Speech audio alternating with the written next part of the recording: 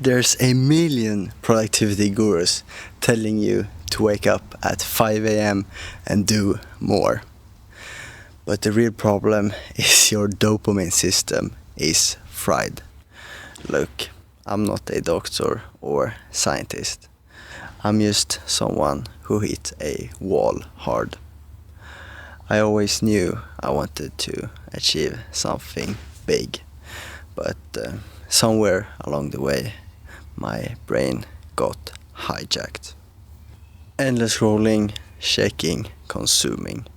Every little dopamine spike made real work feel dull. Here's what nobody talks about. Your brain wasn't designed for this.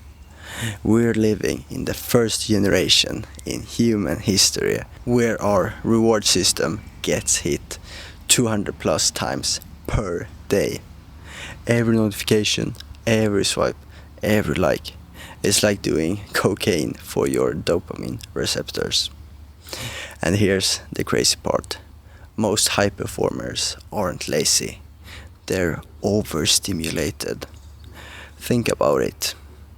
You wake up, you grab your phone within 30 seconds and flood your brain with more stimulation than our ancestors got in 1 month. Then you wonder why sitting down to write that business plan feels like torture. But here's what I discovered after trying everything. The solution isn't willpower. It's not waking up earlier or trying harder. It's fixing your dopamine baseline first. I spent months researching neuroplasticity and dopamine regulation. I tested different protocols on myself. I cut the noise, reset my brain chemistry, and rebuilt a daily rhythm that made focus feel natural again. And the results were insane. I went from checking my phone every 10 minutes to working for 4+ hours straight. Projects I abandoned for months suddenly felt exciting again. I started waking up naturally motivated instead of forcing myself through the day. And you wanna know the best part? It wasn't about becoming a monk or throwing my phone away in a drawer. It was about retraining your brain to find reward in meaningful work instead of that digital junk food. And here's the thing most people get wrong about digital detoxes. They fail because they only remove the bad stuff without replacing it. It's like removing junk food but not learning how to enjoy healthy food. You'll always go back hungry. The real breakthrough happens when you rebuild your reward system from the ground up. Your brain is like a path through grass. Stop walking the old path and it grows over. Start walking a new path and it becomes clear. The damage isn't permanent. Your brain has incredible ability to heal and rewire itself at any age. I've now helped hundreds of high achievers do the exact same thing. People who thought they were naturally lazy discovered they were just overstimulated. Entrepreneurs who couldn't focus for 20 minutes learn to work in 4-hour deep work blocks. And the difference between scattered attention and laser focus becomes immediately apparent in your work output. And when you're focused, everything changes. Your income, your relationships, your confidence. But here's what really gets me fired up.